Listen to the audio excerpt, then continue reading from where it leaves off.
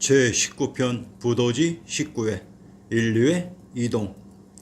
인류의 시원지 마고대성이 지유가 모자라면서 오미의 화로 인류가 각 지역으로 이동해서 분과하는 계기가 되었습니다. 이때부터 인류의 이동이 시작되었습니다. 부도지 제8장. 더구나 성을 떠난 사람들 가운데 전날의 잘못을 뉘우친 사람들이 성 밖에 이르러 직접 복본을 하려고 하니 이는 복본의 때가 있음을 모르는 까닭이었다. 곧 젖샘을 얻고자 하여 성곽 계 밑을 파헤치니 성터가 파손되어 샘의 근원이 사방으로 흘러내렸다. 그러나 곧 단단한 흙으로 변하여 마실 수가 없었다. 그러한 까닭으로 성 안에 마침내 젖이 마르니 모든 사람들이 동요하여 풀과 과일을 다투어 취함으로 혼탁이 지극하여 청정을 보관하기가 어렵게 되었다. 황궁씨가 모든 사람들 가운데 어른이었으므로 곧 백모를 묻고 마고의 앞에 사죄하여 오미의 책임을 스스로 짊어지고 복분할 것을 서약하였다. 물러나와 여러 종족에게 고하기를 오미의 재앙이 거꾸로 밀려오니 이는 성을 나간 사람들이 이치와 법도를 알지 못하고 다만 어리석음이 불어났기 때문이다. 청정은 이미 없어지고 대성이 장차 위험하게 되었으니 앞으로 이를 어찌할 것인가 하고 말했다. 이때 천인들이 나누어 살기로 뜻을 정하고 대성을 완전하게 보존하고자 하므로 황궁씨가 곧 천부를 쉼표로 나누어지고 칡을 깨서 식량을 만드는 법을 가르쳐 사방에 분과할 것을 명령하였다. 이에 청궁씨는 권속을 이끌고 동쪽 사이의 문을 나가 운해주로 가고 백소씨는 권속을 이끌고 서쪽 사이의 문을 나가 월식주로 가고 족소씨는 권속을 이끌고 남쪽 사이의 문을 나가 송생주로 가고 황궁씨는 권속을 이끌고 북쪽 사이의 문을 나가 천산주로 가니 천산주는 매우 춥고 매우 위험한 땅이었다. 이는 황궁씨가 스스로 떠나 복본의 고통을 이겨내고자 하는 맹세였다. 부도지의 원문에는 제가 표기한 족소씨를 흑서라고 했으나 이는 아마도 옥이라고 했습니다. 신증 동국 여지스남에서 황이 흑이라고 했습니다. 즉 황궁씨가 이동한 황이 흑이 됩니다. 그래서 부도지의 흑을 원래의 적으로 고친 것입니다. 자, 상기에 제시된 지명은 청궁시 동이로서 운해주 티베트 고원 밑에 중국 운남성 지역이고 족소시는 남이로 송생주 히말라야 밑에 파키스탄 인도 북부이며 백소시는 서위로 월식주 카프카스 산맥의 터키 반도이고 황궁시는 황이 황해로 천산주 그곳은 어디일까요? 동이 서이 남이 황희의 이는 여로서 역사를 조작한 현 북경어 발음체계상 려를 리라고 발음하며 정확히 고려즉 코리안을 지칭하는 용어입니다. 황희인 코리안이 이동한 천산주는 어디일까요? 음양오행의 오방과 오방세. 자, 상기에서 우리가 흔히 주역에서 볼 수 있는 음양오행의 5방의 주인공 오방과 오방색의 비밀이 모두 풀려버렸습니다. 오방색을 중앙을 황색, 서쪽을 백색, 동쪽을 청색, 남쪽을 적색, 북쪽을 흑색이라고 합니다. 상기 부도지에서 청궁시는 동쪽 운해주, 현재의 음남성 지역으로 청궁시의 청이 바로 청색입니다. 이들이 바로 황인종이라고 했습니다. 백소시는 서쪽 월식주인 카프카스 산맥의 터키 반도의 그르주아로 이들 백소시의 백이 백색입니다. 이들은 백인종이라고 했습니다. 족소시는 남쪽 송생주인 파키스탄과 인도 북부 지역으로 이들 족소시의 적이 적색입니다. 이들 인도인들은 흑인종이 아닌 적색인종입니다. 황궁시가 이동한 천산주가 바로 북쪽의 카자흐스탄이었습니다. 이것이 황이면서 흑이 됩니다. 동서남북 사방의 색이 정해졌는데 그러면 중앙의 황색은 어떻게 형성되었는지 궁금하실 것입니다. 그것은 주 기원전 3897년경에 북해인 천산주에서 다시 중앙아시아 투르크메니스탄으로 이동해온 신시계천의 답이 있습니다. 그때 중앙에 황이 등장하면서 오방색이 완성되는 것입니다. 자, 그러면 이들 동서남북의 사방으로 이동해간 인류의 오방색은 어떻게 만들어지고 등장했던 것인가요? 그에 대한 비밀은 이들 동서남북의 사방으로 이동해간 인류가 살았던 관중지역의 지명에 이들의 비밀이 숨어 있습니다. 이들이 살았던 관중지역의 지명들을 밝혀드리겠습니다. 동쪽으로 이동한 청공씨가 살았던 곳이 바로 청주입니다. 청주는 금강산에 등지고 옆에 한강이 흐르며 한라산이 지척에 있었다고 했습니다. 자, 지도를 보시면 청주 지역을 확인할 수 있습니다. 청주가 기대고 있는 금강산이 청목지역입니다. 방향은 동쪽입니다. 서쪽으로 이동한 백소씨가 살았던 곳이 바로 백주입니다.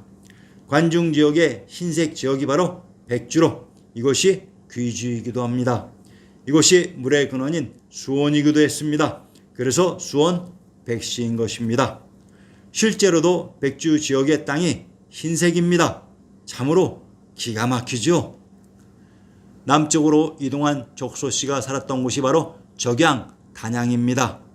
단양은 한라산을 등지고 제나라와 오나라 가운데 한강이 흐른 곳에 적벽대전의 무대 단양이 있었습니다.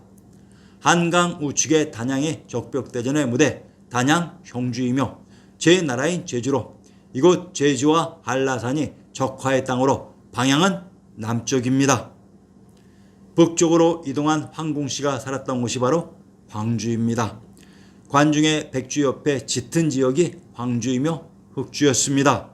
한강을 옆에 끼고 있었습니다. 그래서 이곳이 흑수말갈이 되기도 합니다. 이곳이 우리의 직계 손자들인 황공씨들이 있었던 곳이었습니다. 한강의 좌측 황색과 검은색 지역이 황주이며 흑주로 참으로 신기하지요. 아리안 X는 칼라 편집을 하는 것을 모르는데 색깔도 황색과 흑색입니다. 자, 추가적인 자료에 대해서는 제20편 음양오행과 주역편에서 공개해 드립니다. 모두 제본을 참조해 주시기 바랍니다. 피라미드 문명.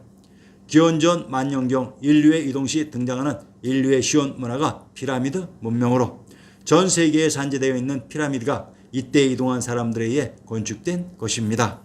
이들 인류가 있었던 시온지 경도인 서울의 진산인 화산인 삼각산의 형태가 삼각형으로 아마도 자신들의 고향을 잊지 않고 정신을 이어나가겠다는 복본의 상징이었던 것 같습니다.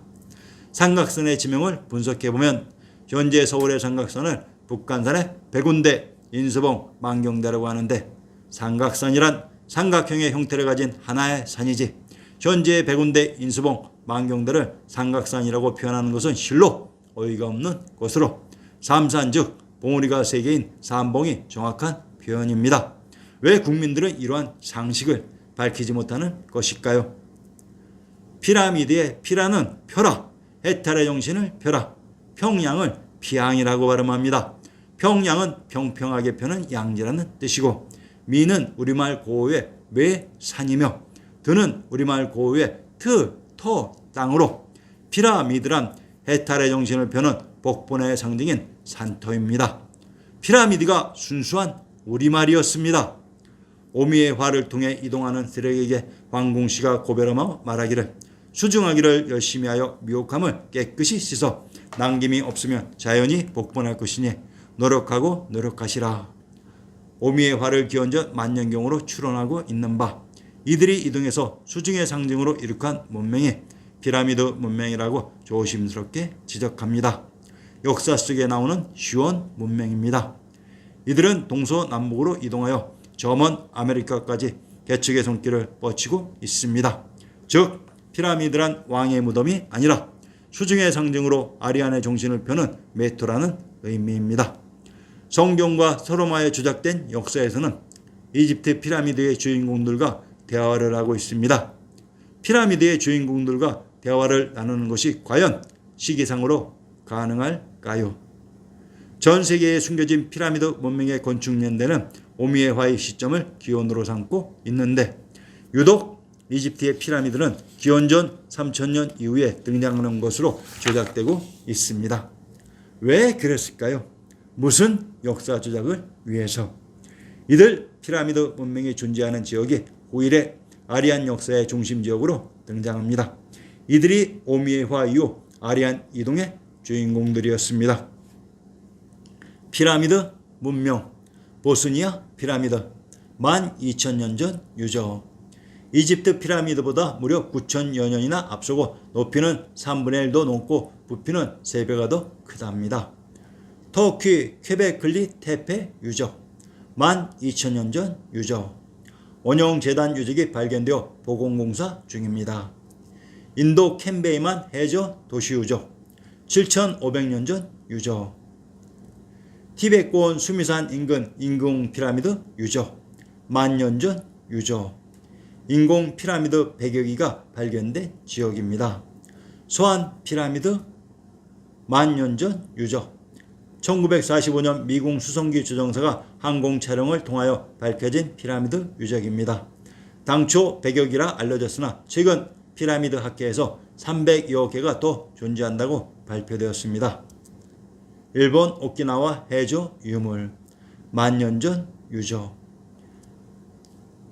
이집트 피라미드 문명 고왕국 시대와 제1중간기. 고왕국 시대는 마네토의 제3에서 6왕조에 해당된다. 제3왕조의 2대 군주 조세르는 이집트 왕들 중 가장 뛰어난 인물의 한 사람이었다. 그는 역사상 최초로 피라미드를 건설한 군주로도 유명하다. 조세르 치하의 제상이며 제사장이고 의사이며 사상가이자 건축가인 이모테비 조세르의 무덤으로 고안해 사카라에 건설한 계단식 피라미드는 세계 최초의 대규모 속조 건축물로서 파라오의 절대 권력과 조직화된 국력을 짐작하기에 충분한 것이다. 전 세계에서 발견되는 피라미드 문명과 이집트 피라미드는 엄청난 시기상의 차이가 있습니다. 실질적인 이집트 피라미드의 건축 시기는 보스니아와 터키에서 발견된 피라미드와 동일시대의 건축물일 것입니다. 왜 이런 시기적인 조작을 가하면서까지 이집트 피라미드의 건축 시기를 축소시키고 있을까요? 과연 성경의 이야기가 진실을 담고 있는 것일까요? 현재의 아메리카에도 무수히 많은 피라미드가 존재하며 이 문명은 오미의 화로 이동한 인류에 의해 건국되었던 시원 문명으로 아메리카의 의미를 살펴봅시다. 지명에 등장하는 아는 감탄사의 일종이며 메리란 터키의 인사법에 나왔듯이 마르마리 마을의 우리말 고어입니다. 프랑스 남부의 항구도시 마르세유는 마르마리 마을 부도의 의미이며 세는 뭐뭇의, 유는 유나니스탄 이오니아 요양의 의미로 이오니아의 부도라는 순수한 우리말의 의미입니다. 메리카는 카인 샤카의 부도라는 스키타이와 동일한 의미입니다. 기원전 3897년경 신시계천의 주인공 샤가모니 부처님의 출현 이후 카샤카라는 명칭이 등장했으니 아메리카라는 지명은 피라미드 문명 이후에 등장하는 지명이었습니다. 자, 우리가 그동안 등한시 여겼던 피라미드 문명이 이 오미의 화 시대에 인류가 이동하면서 만드는 문명이었습니다.